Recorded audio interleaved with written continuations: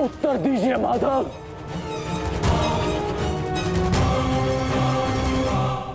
उत्तर बहुत लंबा है कर्ण,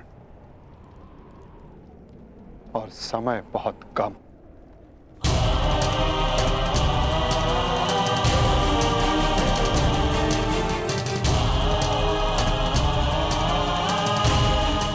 परंतु अपने मित्र के प्रश्नों का उत्तर मैं अवश्य दूंगा।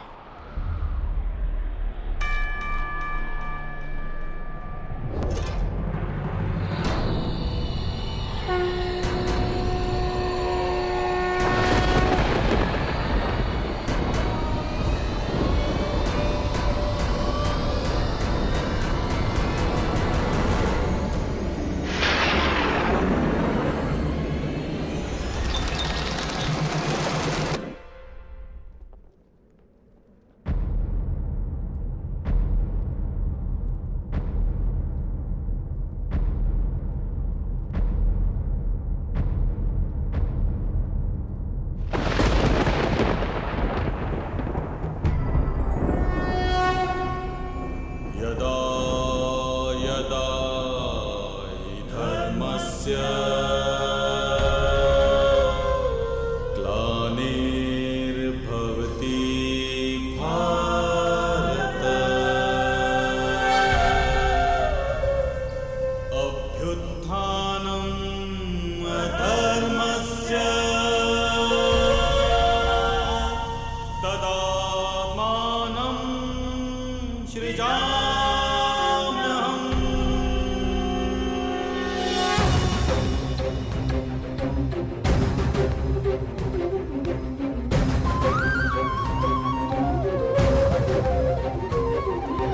यदा यदा हि धर्मस्य ग्लानिर्भवति भारत अभ्युत्थानम् अधर्मस्य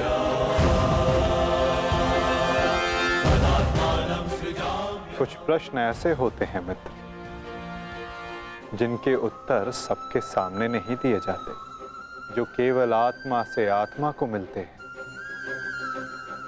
अब समय थम गया है, पूछो क्या प्रश्न है तुम्हारे मन में?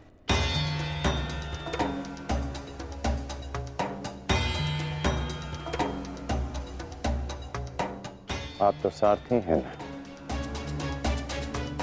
अपने रथी का मन पढ़ लेते हैं, तो पढ़ लीजिए। मैं पहले भी कह चुका हूं मित्र, मुझे तुम्हारे मुख से सुनना अच्छा लगता है। तो सुनिए, बताइए माधव, ऐसा क्यों होता है कि जो परिवर्तन की चाह रखता है उसे समाज का क्रोध क्यों सहना पड़ता है? समय तो स्वयं बदलता है ना, तो वो परिवर्तन का विरोध क्यों करता है? परिवर्तित होना समय की प्रकृति है मित्र, और परिवर्तन का विरोध करना अधिकतर लोगों की प्रकृति।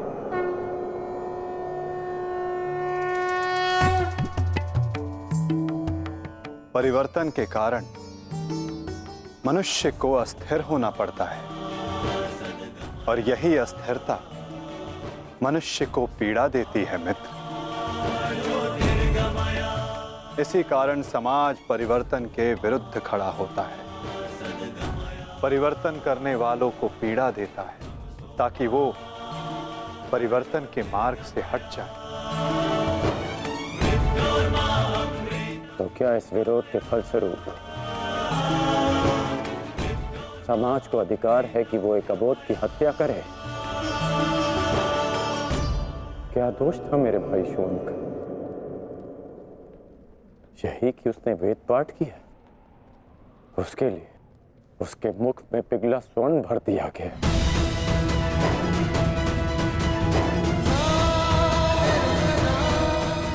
क्या कोई विद्या सीखना दोष है माधव? आप ही कहते हैं ना कि सबकी आत्मा एक है, यदि ऐसा है माधव, तो शरीर को जाति के बंधनों में क्यों बांधा जाता है? क्यों गुरु द्रोण ने मुझे जाति के नाम पर शिक्षा नहीं दी? मैं केवल और केवल राजकुमारों को ही शिक्षा देता हूँ। विश्व के इतने घातक अस्त्र होने के पश्चात भी रंगभूमि में क्यों मुझे प्रदर्शन करने से रोका गया? तुम्हें द्वंद्व की अनुमति कदापि नहीं मिल सकती। अर्जुन कुरुवंशी है, अर्जुन क्षत्रिय है, अर्जुन राजकुमार है, और तुम केवल एक सूत पुत्र हो। सूत पुत्र। क्यों हर बार मेरे कौशल को सूत पुत्र कहकर दबा दिया जाता है?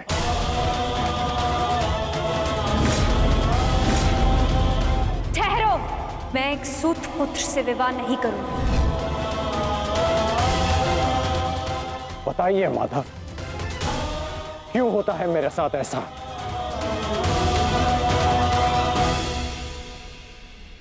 चूंकि तुम विशेष थे कर्ण,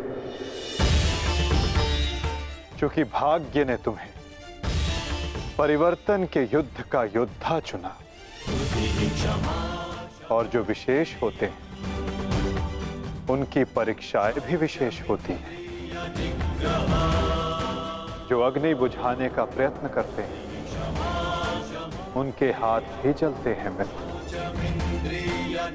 तपाया स्वर्ण को जाता है ताकि वो कुंदन बन सके, ना कि ताम्र या लौह को।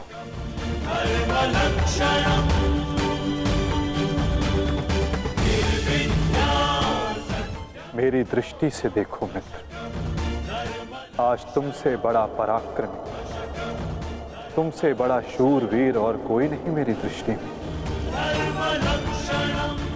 अर्जुन भी नहीं मित्र। परिवर्तन की चिंगारी जो तुमने संसार में लगाई है मित्र, वो एक दिन सूर्य बनकर समस्त संसार को अलौकित करेगी, संसार को आशा देगी। परंतु मेरे जीवन में आशा की किरण आप थे माधव। आप मेरी प्रेरणा थे। फिर क्यों अन्याय किया आपने मेरे साथ? आप तो जानते थे ना कि मैं सूत पुत्र नहीं हूं। फिर क्यों सदा मेरे और अर्जुन के द्वंद्व को रोका आपने? और आज भी युद्ध भूमि से दूर मुझे आप यहां ले आए। क्यों धर्म के रथ पर बैठकर आपने अधर्म का बाण चलाया? क्यों माधव?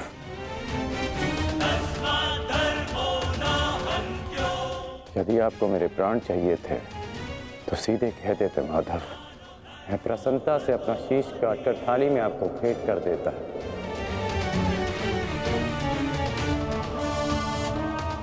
क्यों ये छल किया आपने? जब मैं रथ विहीन था तो क्यों मुझ पर प्रहार करवाया? क्या ये धर्म स्थापना है? क्या ये आपके अवतार का उद्देश्य है? बोलिए माधव।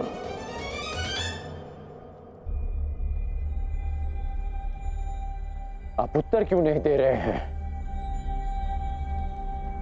अर्जुन से पूर्व मैं आपका रथी था, आप मेरे सारथी थे, और आप ही कहते हैं ना कि सारथी रथी का मन पढ़ लेता है। तो आज क्या हुआ? आपको मेरे प्रश्न पता है, फिर उसके उत्तर क्यों नहीं दे रहे हैं आप? बोलिए।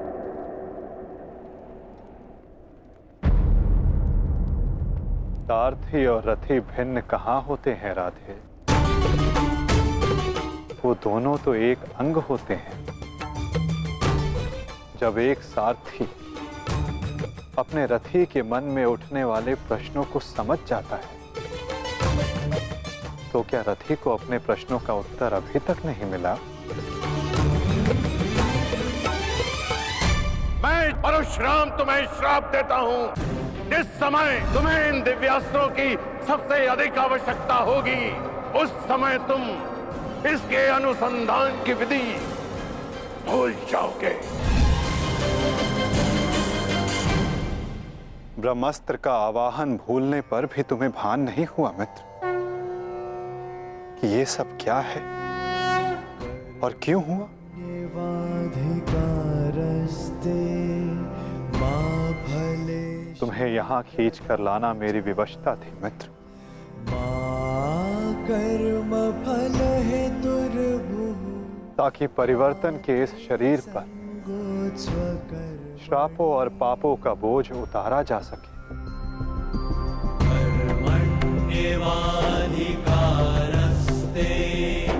मा फलेषु कदाचन। तुम्हारे रथ का चक्का पहली बार नहीं फंसा है कर्ण। स्मरण है पहली बार तुम्हारे रथ का चक्का कहां फंसा था?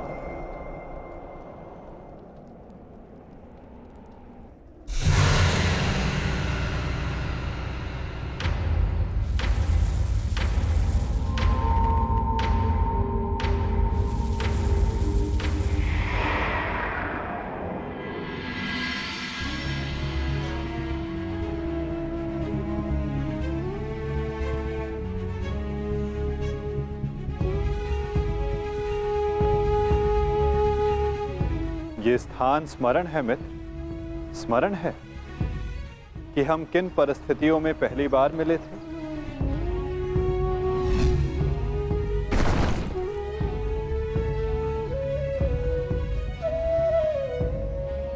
वर्तमान के कर्म भविष्य में फलदायी होते हैं अंगराज। कोई ऐसा कार्य मत करना कि भविष्य पीड़ादायी हो। कर्म मनुष्य के मार्ग चुनने से निश्चित होता है अंगराज। प्रश्न ये करना चाहिए कि मार्ग कौन सा चुना जाए, क्योंकि लक्ष्य उत्तम होने पर भी यदि मार्ग अनुचित हो तो लक्ष्य प्राप्ति असंभव है।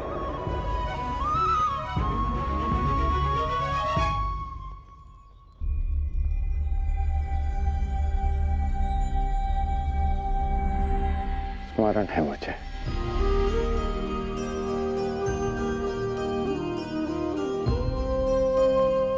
मैं प्रारब्ध बदलना चाहता था मित्र, किंतु दुर्भाग्य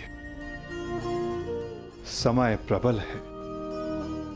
तुम्हारे वचनों के कारण, श्रापों के कारण और पापों के कारण इस वर्तमान स्थिति में आना ही पड़ा कर्ण। वचन और श्राप, इन दोनों का बोझ मैं समझता हूं, परंतु पाप, मैंने कौन सा पाप किया माधव? परिवर्तन की चाह रखना, क्या ये पाप है? अपने गुरु के विश्राम को भंग ना करना, क्या ये पाप है? अपने मित्र की सहायता करना, जिसने सदैव मुझे सहारा दिया, क्या ये पाप है?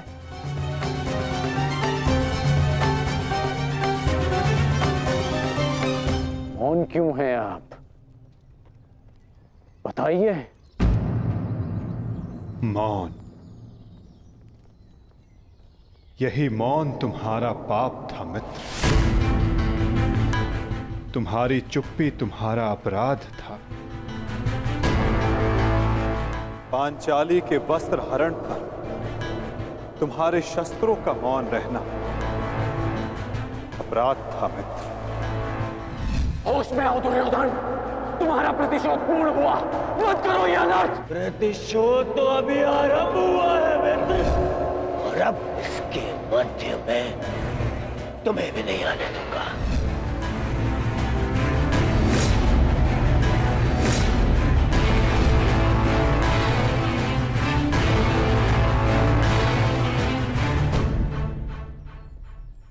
मनुष्यों से भूल होती है, स्वाभाविक है। पांडवों से भी हुई, किंतु वो मौन नहीं रहे। पांडुपुत्र भीम, यह प्रतिज्ञा लेता हूं, पर यही जंगल तोड़कर तुम्हारा प्राण ले लूंगा दुर्योधन। आज्ञा दीजिए भ्राताश्री, हम इनका सर्वनाश कर देंगे। हाँ ज्येष्ठ, क्या तो हमारे प्राण ले लीजिए, जब हमें इनके प्राण लेने की आज्ञा दीजिए। अधर्म के विरुद्ध उन्होंने स्वर उठाया, और इसी कारण मुझे उनके पक्ष में जाना पड़ा मित्र। और तुम मौन रहे, इसलिए मैं तुम्हारा साथ नहीं दे सका मित्र। संसार को दुष्ट आत्माओं के उपद्रव ने जितनी हानि नहीं पहुंचाई, उससे कहीं अधिक हानि महात्माओं के मौन ने पहुंचाई है मित्र।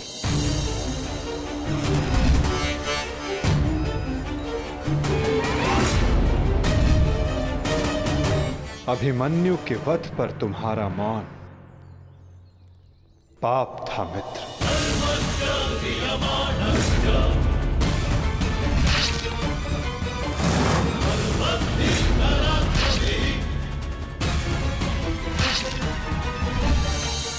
दुर्योधन के हर उठते स्वर पर तुम्हारा दबता स्वर अन्याय था। स्वप्न केवल ऊंचा और शुभ होना महत्वपूर्ण नहीं होता मित्र, उस स्वप्न को पूर्ण करने का मार्ग भी शुभ होना चाहिए। परिवर्तन की चाह में तुम अधर्म का हाथ थाम बैठे मित्र, ये तुम्हारा अपराध था। अपनी प्रतिज्ञा पूर्ण करने के लिए तुम दुर्योधन को मित्रता का वचन दे बैठे मित्र, ये तुम्हारा अपराध था। अमृत पाने की यात्रा तुमने विषधर के कंधों पर बैठकर की मित्र, ये तुम्हारा अपराध था।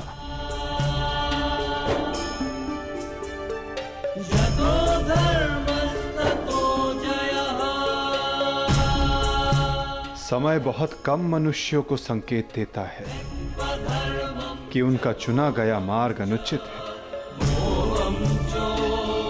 मैंने भी तुम्हें कई बार संकेत देने का प्रयास किया मित्र, अवसर तुम्हें मिला था मित्र, कई बार मिला था, किंतु अपने वचन के कारण तुम सत्य के मार्ग पर ना आ सके मित्र, ये तुम्हारा अपराध था। अवश्य तुम थाली में सजाकर मुझे अपना सर दे देते, किंतु उनसे उन पापों का, उन श्रापों का भार कम नहीं होता मित्र, जिनको तुमने अपने कंधों पर लादा हुआ है। हम सब अपने चयनों का उत्पाद होते हैं मित्र, हमारे चयन ही हमारा प्रारब्ध निश्चित करते हैं। और आज इस पल का निश्चय तुम्हारे चयन ने किया है।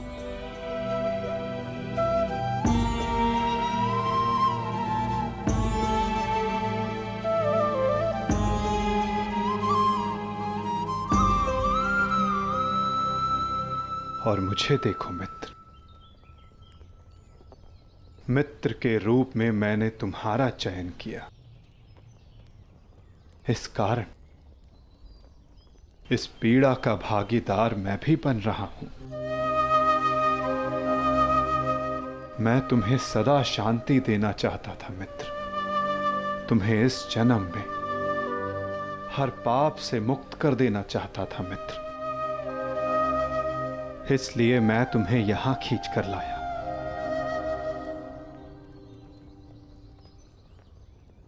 मुक्त हो जाओ मित्र, मुक्त हो जाओ कर्ण।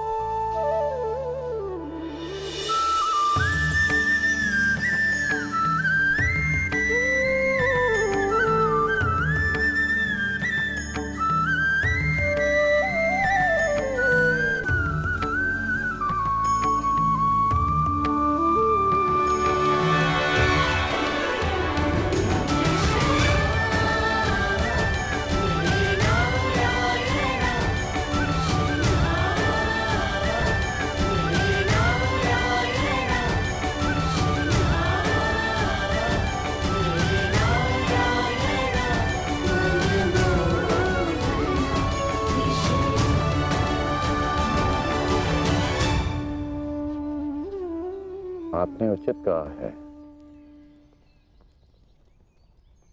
कि हम सब अपने चयन का उत्पाद हैं।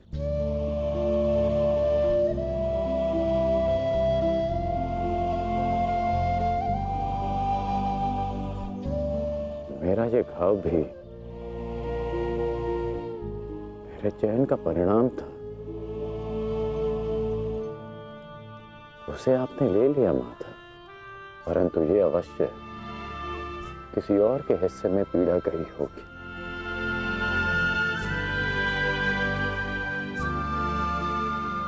ये पीड़ा किसके हिस्से में गई होगी माता? उसे जो नहीं चाहता कि किसी और को पीड़ा सहनी पड़े। पीड़ा को टाला नहीं जा सकता मित्र, किंतु बांटा अवश्य जा सकता है। एक मित्र ही मित्र की पीड़ा बांटता है।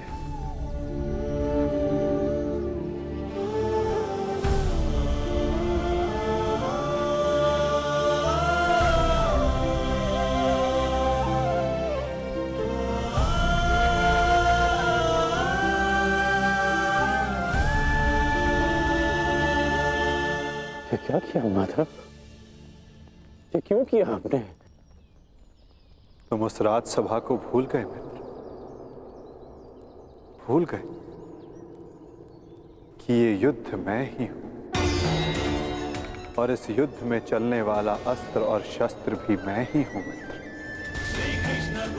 उन शस्त्रों से लगने वाला घाव भी मैं हूं, और उन घाव का उपचार भी मैं हूं। इस युद्ध में विजयी होने वाला मैं हूं,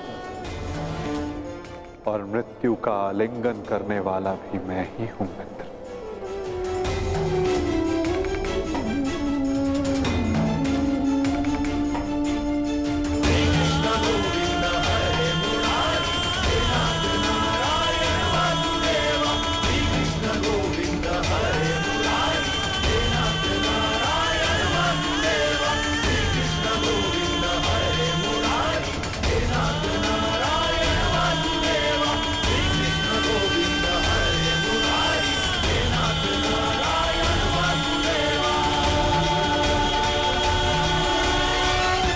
हम दोनों मित्र हैं।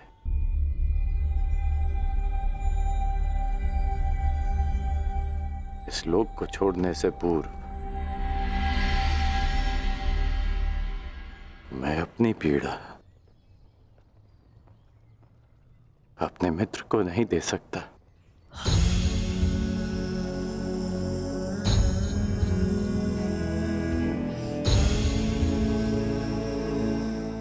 माता,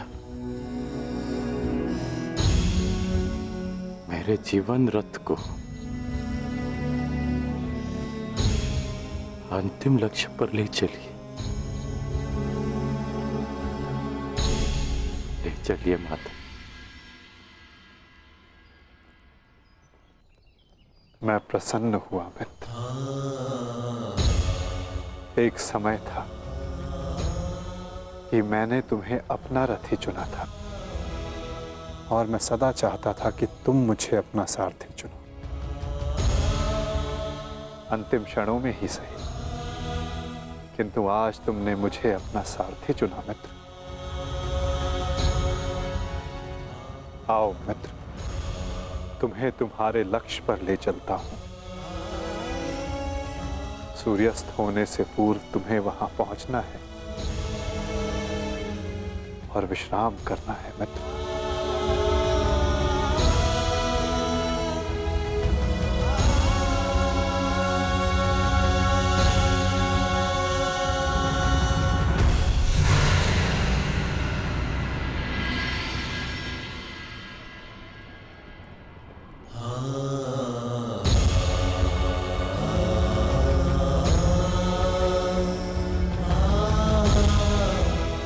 अपने चयन की नियति स्वीकार करने को सज्ज हो जाओ मित्र।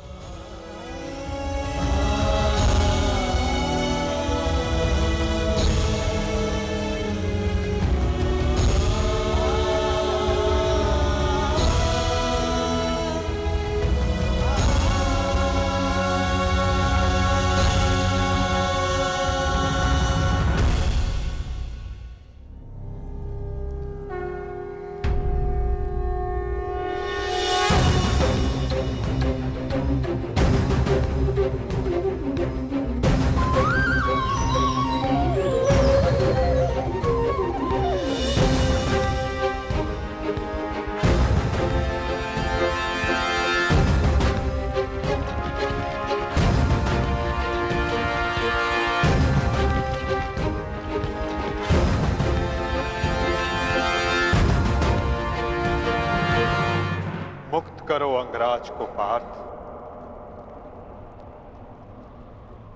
अंजलि का अस्त्र का प्रयोग करो।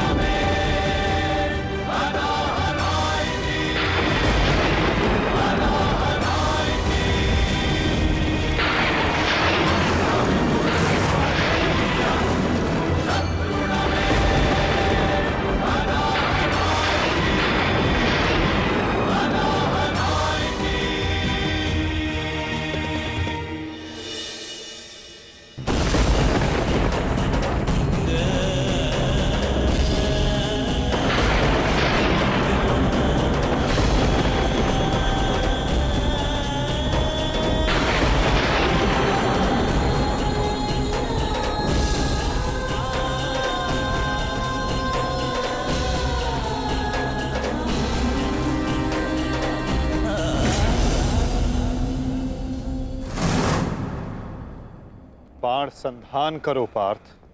माधव, मेरे हाथ कांप रहे हैं। नहीं पार्थ, तुम पाप नहीं कर रहे, पुण्य कर रहे हो। तुम एक सदात्मा को उसके भार से मुक्त कर रहे हो।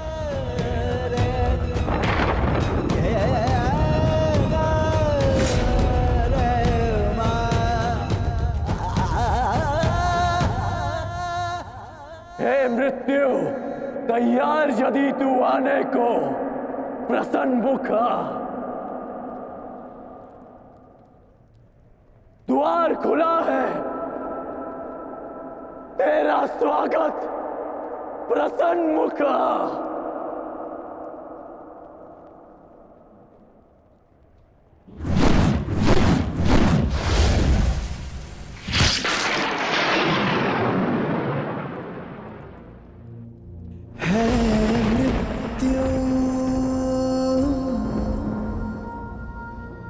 तैयार यदि तुम आने को,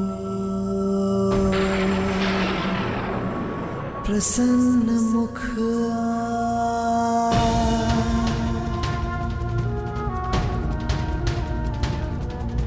द्वार खुला है, तेरा स्वागत वीर खड़ा द्वारे अभयागत।